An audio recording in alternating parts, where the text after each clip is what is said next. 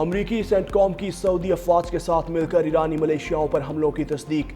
P M F کے 8 اہلکار ہلاک۔ سینٹکام نے سعودی عرب کی افواج کے ہمراہ 7 عراق میں ایران نواز گروہوں کے خلاف حملے کیے۔ ایران نواز گروہوں نے ایرانی پاسداران انقلاب کی ہدایات پر امریکی افواج اور سعودی توانائی کے بنیادی ڈھانچے کو نشانہ بنایا تھا۔ امریکی اور سعودی لڑاکا طیاروں کی گزشتہ 72 گھنٹوں کے دوران IRGC کی ہدایت پر کیے گئے 30 سے زائد فضائی ڈرون حملوں کے جواب میں مشرقی عراق میں دہشت گردوں کے متعدد لاجسٹک اور اسلحہ ذخائر کو نشانہ بنایا۔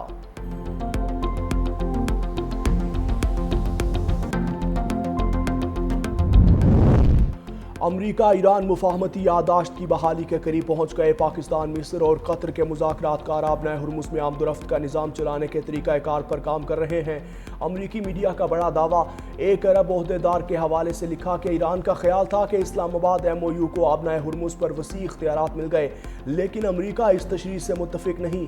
آبنۂ ہرمز کے کنارے واقع ایران اور عمان ثالثوں کی پیش کردہ تجویز سے اتفاق کر چکے۔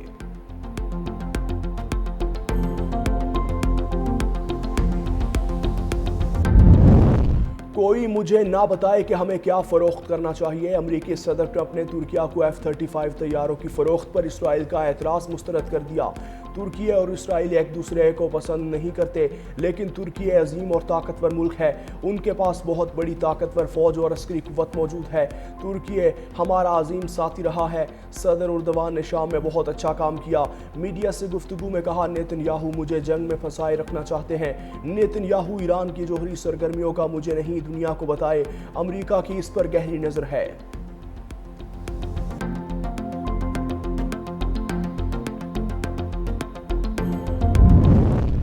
آبنائے ہرمز کے انتظام پر ایران کا سخت موقف سامنے آ گیا۔ سینئر ایرانی عہدیدار کی رائٹر سے گفتگو، کہا حساس آبی گزرگاہ سے متعلق فیصلے صرف ایران اور عمان کا حق ہے۔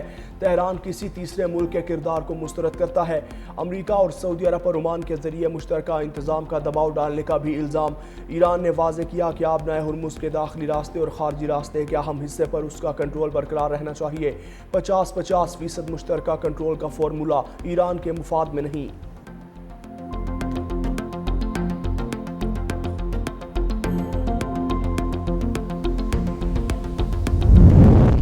ایران آبنائے ہرمز پر غیر ضروری مطالبات کر رہا ہے۔ ایرانی مطالبات کو عمان، امریکہ اور عالمی برادری نے مسترد کر دیا۔ امریکی حکام کا دعویٰ، کہا زیر بحث معاہدہ صرف ہم آہنگی کے لیے ہے، کوئی ٹیکس یا فیس شامل نہیں۔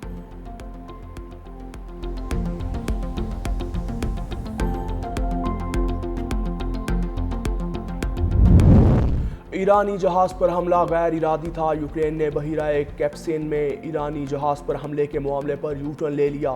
عباس عراقچی کے مطابق یوکرینی ہم منصب نے یقین دلایا کہ ایرانی جہاز پر حملہ غیر ارادی تھا۔ یوکرین ایران کے ساتھ کشیدگی نہیں چاہتا، تاہم عباس عراقچی نے واضح کیا کہ ایرانی مفادات پر حملہ ناقابل قبول ہے، نقصانات کی تلافی ضروری ہے۔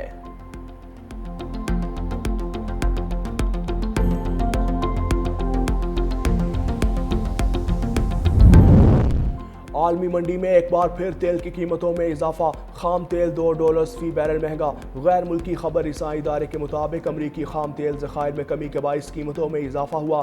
برنٹ خام تیل کی فیوچر معاہدوں کی قیمت میں $2.71 اضافہ ریکارڈ، قیمت $86.80 فی بیرل ہو گئی۔ امریکی ویسٹ ٹیکسس انٹرمیڈیٹ خام تیل کی قیمت بھی $2.26 بڑھ گئی، قیمت $81.95 فی بیرل تک جا پہنچی۔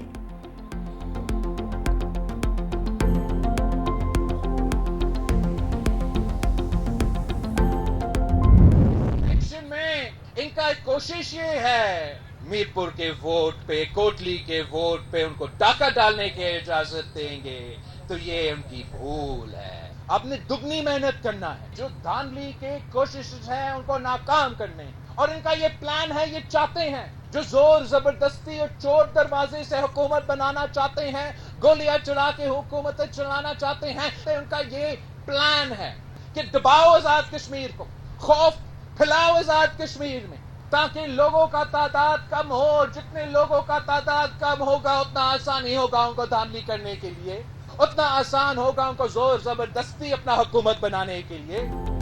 ریاست فیصلہ کرے قومی مفاد اہم ہے یا نون لیگ دھاندلی کے لیے مرحلہ وار انتخابات کروائے جا رہے ہیں۔ چیئرمین پاکستان پیپلز پارٹی بلاول بھٹو زرداری کا آزاد کشمیر کے انتخابی نتائج پر سخت رد عمل۔ کہا پیپلز پارٹی نتائج پر خاموش نہیں رہے گی نہ پیچھے ہٹے گی، تمام نشستیں واپس لینے کے لیے جدوجہد جاری رکھیں گے، آزاد کشمیر کو مقبوضہ کشمیر نہیں بننے دیں گے۔ بلاول بھٹو نے انتخابی شفافیت کے لیے مفاہمتی کمیشن کے قیام کا بھی مطالبہ کر دیا۔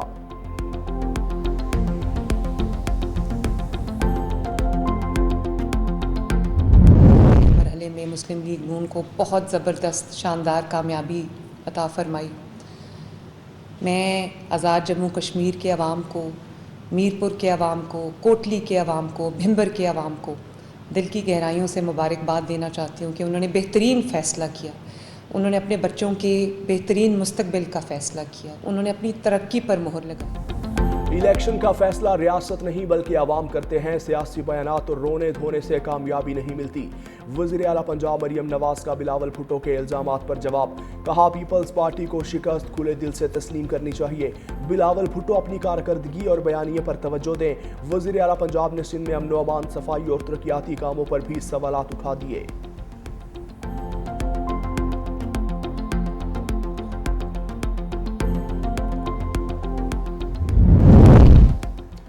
آزاد کشمیر انتخابات پر پیپلز پارٹی کے تحفظات شدت اختیار کر گئے۔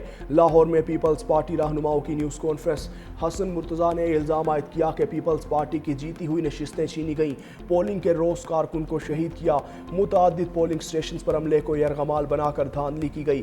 مزید کہا کہ نون لیگ کو فائدہ پہنچانے کے لیے پولنگ کا وقت بھی بڑھایا گیا۔ سید حسن مرتضیٰ کا الیکشن کمیشن پر بھی جانبداری کا الزام، کہا ویڈیو شواہد موجود ہیں مگر شکایات کے باوجود کارروائی نہیں کی گئی۔ پیپلز پارٹی انتخابی نتائج کے خلاف آئینی اور سیاسی جدوجہد جاری رکھے گی۔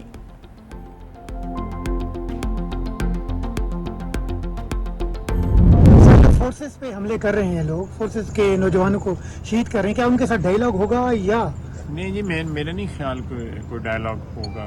جو جس طرح میں پھر دوبارہ کہوں گا کہ میں ان کو ہندوستان کے ساتھ جو ہے نا ان لوگوں کو بریکٹ کرتا ہوں، اسی زمرے میں استعمال کو شمار کرتا ہوں جس میں ہم ہندوستان کو دشمنوں کی صف میں دیکھتے ہیں، یہ لوگ بھی پاکستان دشمن ہیں۔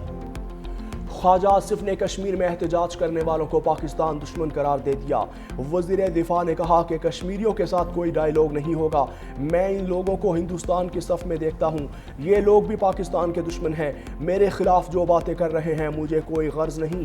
آزاد کشمیر احتجاج کے پیچھے جو لوگ ہیں ان کے خلاف کارروائیاں جاری ہیں۔